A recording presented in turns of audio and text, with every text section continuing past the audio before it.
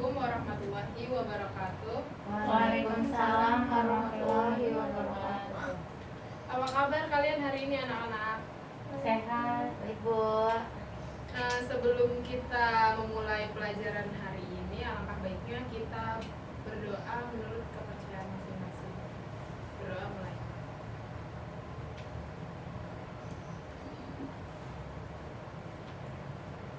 Nah, hari ini kita akan membahas materi tentang sumber daya alam. Ada yang tahu nggak? Ada yang udah pernah belajar belum di sekolahnya sumber daya alam? Udah. Apa? Coba. Yang dapat diperbarui dan tidak dapat Ya, itu diperbarui. merupakan jenis-jenis sumber daya alam kan. Kita lanjut dengan pengertian sumber daya alam. Sumber daya alam itu adalah semua potensi alam, baik berupa benda mati maupun makhluk hidup yang berada di bumi dan dapat dimanfaatkan untuk memenuhi kebutuhan hidup manusia. Nah, berbagai macam sumber daya alam itu tersedia di sekitar manusia. Tinggi rendahnya penghargaan terhadap suatu sumber daya itu tergantung dari kebutuhan orang yang memerlukannya.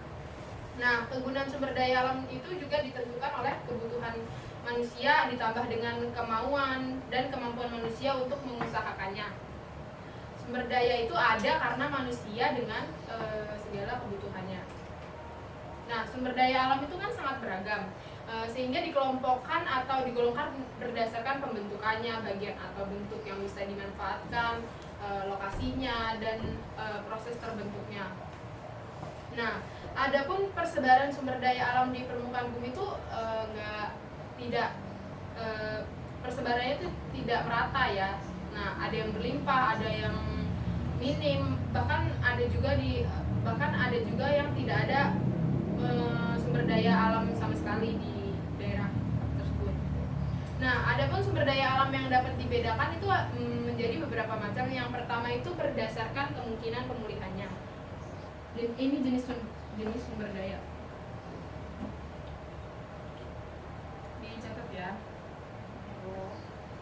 Nah, berdasarkan kemungkinan pemulihannya itu ada dua. Yang pertama ada sumber daya alam yang dapat diperbaharui, dan yang kedua ada sumber daya alam yang tidak dapat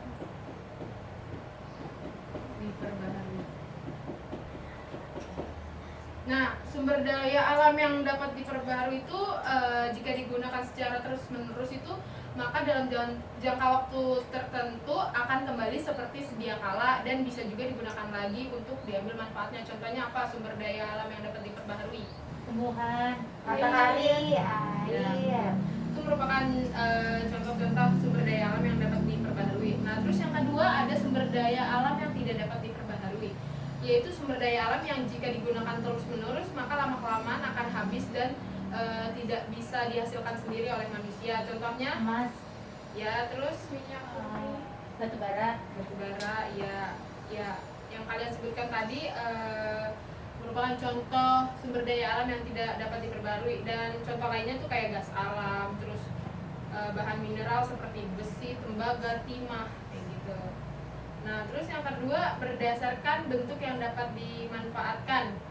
Nah, berdasarkan bentuk yang dapat dimanfaatkan itu sumber daya alam itu dibedakan menjadi sumber daya alam materi, hayati, energi, dan waktu. Terus ini lanjutan ini ya, berarti yang ketiga ada sumber daya alam, dicatat ya, sumber daya alam materi yang pertama kita bahas. Sumber daya alam materi itu merupakan sumber daya alam yang berupa benda mati diambil dari alam secara langsung maupun melalui proses penambangan dan pengolahan sehingga memiliki manfaat yang lebih untuk kelangsungan hidup manusia. Contohnya yang bisa diolah apa? Kayak minyak bumi bisa diolah menjadi bahan bakar seperti bensin atau premium, kayak gitu contohnya. Nah, terus yang keempat ada sumber daya alam hayati. Nah, sumber daya alam hayati itu adalah sumber daya alam yang berasal dari makhluk hidup seperti hewan dan tumbuh-tumbuhan. Sumber daya alam tumbuh-tumbuhan itu disebut dengan sumber daya alam nabati, sedangkan sumber daya alam hewan itu disebut dengan sumber daya alam hewani.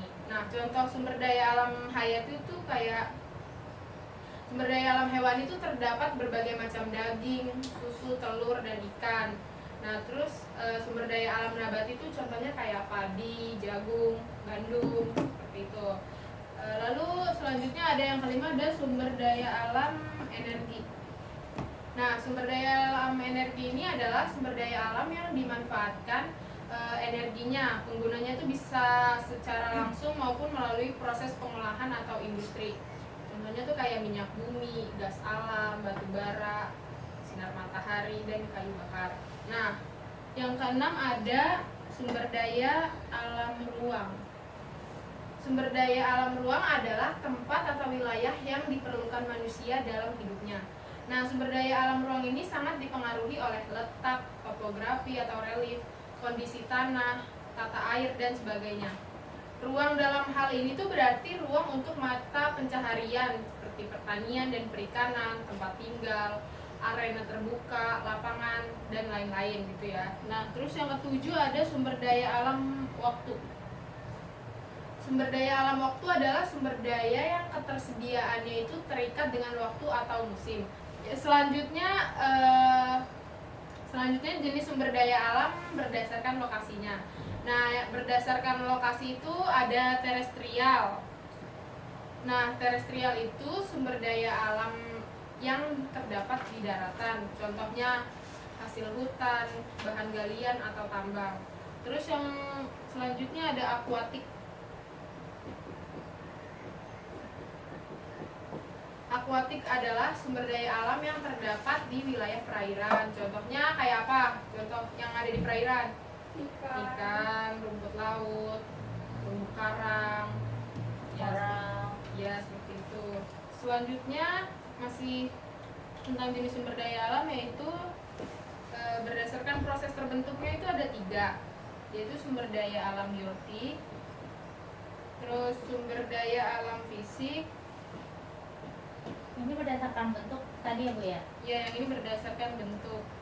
Sumber daya alam lingkungan, proses terbentuknya berdasarkan proses terbentuk. Nah, kalau sumber daya alam biotik itu adalah sumber daya alam yang terbentuk karena adanya proses kehidupan seperti tumbuh dan berkembang biak, misalnya kayak tumbuh-tumbuhan dan hewan. Ya, itu hewan merupakan contohnya. Terus kalau sumber daya alam fisik itu adalah sumber daya alam yang terbentuk karena adanya proses fisik dan kekuatan alam, misalnya tanah, air, udara, dan bahan-bahan tambang. Terus yang ketiga, Daya alam lingkungan. ya, sumber daya alam lingkungan, yaitu perpaduan antara sumber daya alam fisik dan sumber daya alam biotik yang bisa membentuk suatu lingkungan tertentu, misalnya lingkungan pegunungan, lembah, pantai, gunung api, dan panorama alam yang lain. Sampai sini paham? Paham. Bu, jadi yang tadi yang sumber daya alam lingkungan itu perpaduan dari biotik sama fisik ya? Iya, dia yang membentuk suatu lingkungan tertentu, gabungan. Bu, kalau manusia itu termasuk biotik juga dong, karena kan tumbuh dan berkembang biak. Iya, betul. Manusia termasuk ke biotik, sumber daya alam biotik. Nah, kalau udah paham, kita bahas mengenai sumber daya alam kehutanan. Nah, hutan itu merupakan suatu wilayah yang menjadi tempat tumbuhnya pohon-pohon. Nah, potensi sumber daya hutan itu bisa berupa kayu dan non kayu. Kalau kayu itu potensi hutan yang dimanfaatkan sebagai bahan bangunan, ya, bahan baku kertas, bahan baku industri mebel, dan lain sebagainya. Nah, setidaknya terdapat 4.000 jenis kayu yang keberadaannya tersebar di Nusantara. Lebih dari 250 jenis kayu tersebut merupakan kayu dengan nilai ekonomis yang cukup tinggi. Sampai sini paham nggak? Ada yang ingin ditanyakan nggak? Belum Bu. Jadi kita lanjut. Nah, terus kemudian yang kedua ada non kayu tadi ya.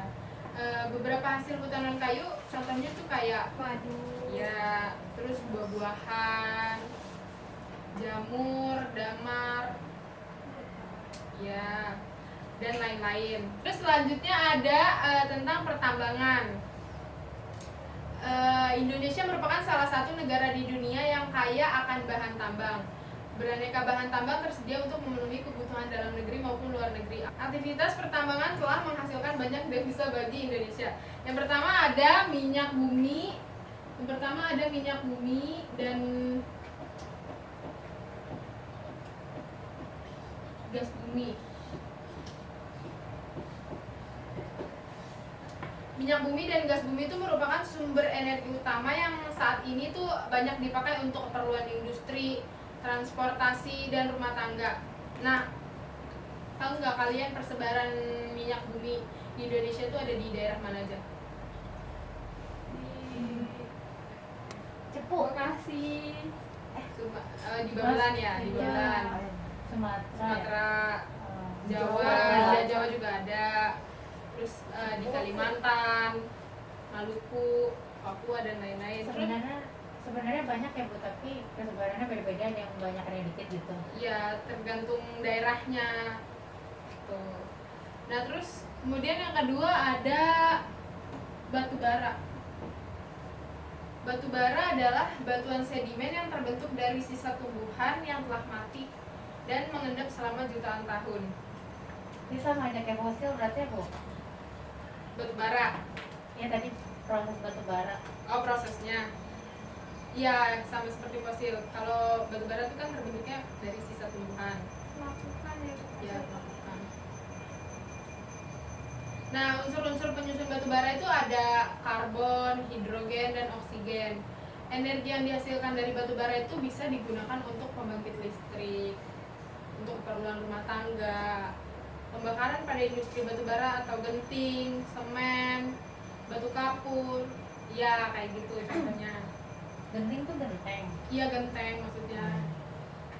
Pertambangan batu bara di Kalimantan itu terdapat di Kalimantan Timur, Kalimantan Selatan, ya Sumatera Barat, Kalimantan Barat, Sumatera Selatan, ya yang kalian sebutin tadi itu merupakan Pertambangan persebaran batu bara. batu bara, pertambangan batu bara di daerah Kalimantan. Yang ketiga ada bauksit. Bauksit adalah sumber biji utama untuk menghasilkan aluminium. Bauksit itu bermanfaat untuk industri keramik, logam, kimia, dan lain-lain. Bauksit itu ditambang di daerah Riau dan Kalimantan Barat. Kemudian ada pasir besi. Yang keempat ada pasir besi. Pasir besi itu dimanfaatkan untuk industri logam besi dan industri semen. Aktivitas penambangan pasir besi itu sebagai potensi sumber daya tambang di Indonesia dapat ditemukan di Jawa Tengah, ya Jawa Timur, Lampung, kayak gitu ya. Nah terus yang kelima ada emas. Emas itu umumnya dimanfaatkan untuk Perhiasan. perhiasan. Emas ditambang itu ada di Jawa Barat, di Papua, terus mana lagi? Kemarin yang baru nemu emas itu di mana Bu? Itu di luar negeri di Republik Kongo. Kongo. Oh iya itu. Terus ada contohnya di Kalimantan Barat, Aceh, dan lain-lain. Terus yang terakhir ada timah. Timah itu dimanfaatkan sebagai bahan baku logam pelapis, solder, cenderamata, dan lain-lain. Nah, aktivitas penambangan timah itu sebagai potensi sumber daya tambang terdapat di mana aja? Kalimantan, terus di Pulau Bangka, itu Pulau Karimun juga ada di situ pertambangan timah. Nah, sampai sini paham? Ya paham Bu. Ada yang ingin ditanyakan? Bu, pertambangan emas terbesar di Indonesia ada di Mana? di mana, di Kalimantan atau di Papua? Nah, pertambangan emas terbesar itu ada di Papua, yaitu ada di Freeport, Di PT Freeport. Ya di situ. Terus apa? Tadi kamu mau nanya apa? Tadi mau nanya yang di Bangka itu yang pada bolong-bolong itu karena akibat Karena pengambilan akibat, timah ya. itu kan bener ya Bu ya? Ya akibat pertambangan itu. Kalau Perlapindo gimana tuh Bu? Itu bukannya yang ini ya, yang apa? Jadi ada PT Lapindo, terus ngegalinya tuh kedalaman, Terlalu, ya. jadi Berdampak pada keluar gitu Ya. kan sih Bu? Gimana Ya sih Bu? benar kayak gitu. Itu Jadi di Surabaya apa di mana? Sidoarjo. Nah, Lumpur Lapindo itu di Sidoarjo. jawabannya yang tadi dijawab sama teman kamu ya. Kamu paham, udah paham belum? Paham, Ais? Mbak. Paham, Mbak. Ya. Kalau udah tidak ada yang bertanya lagi, Ibu tutup pelajaran hari ini dengan membaca hamdalah. Alhamdulillah. Kurang lebihnya mohon maaf. Wassalamualaikum